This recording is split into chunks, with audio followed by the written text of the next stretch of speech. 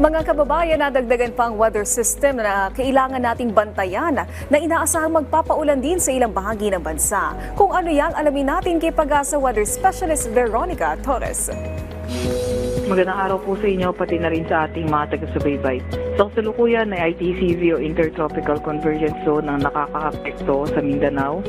Shear line naman nakakaapekto sa silangang bahagi ng Central at Southern Luzon at Northeast Monsoon sa Northern Luzon. Asahan natin na yung shear line magdadala ng maulap na papawirin, makalat-kalat na pag-ulan, pagkidlat at pagkulog sa Bicol Region, Marinduque, Romblon, Oriental Mindoro, Batangas, Laguna, Rizal, Quezon at Aurora. ITCV ang magpapaulan sa Visayas, Mindanao at Palawan at Northeast Monsoon sa Cagayan Valley at Cordillera Administrative Region. Sa pagka ng panahon sa nalalabing bahagi ng bansa kung saan may mga tsansa lang tayo na may hinang pag-ulan or hindi kaya mga localized thunderstorms.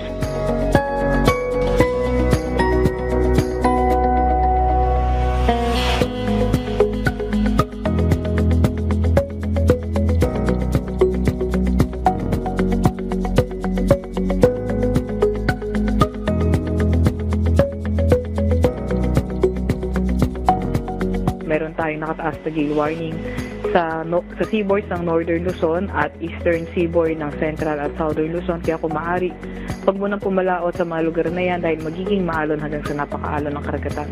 Kaya naman tayo na monitor na low pressure area or bagyo sa loob or malapit sa PAR.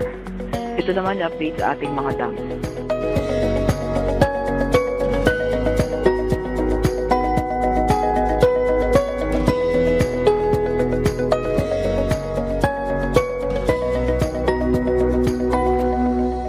At yan munang latest mula sa Weather Forecasting Center ng Pag-asa, Veronica Torres. Maraming salamat, Pag-asa Weather Specialist Veronica Torres.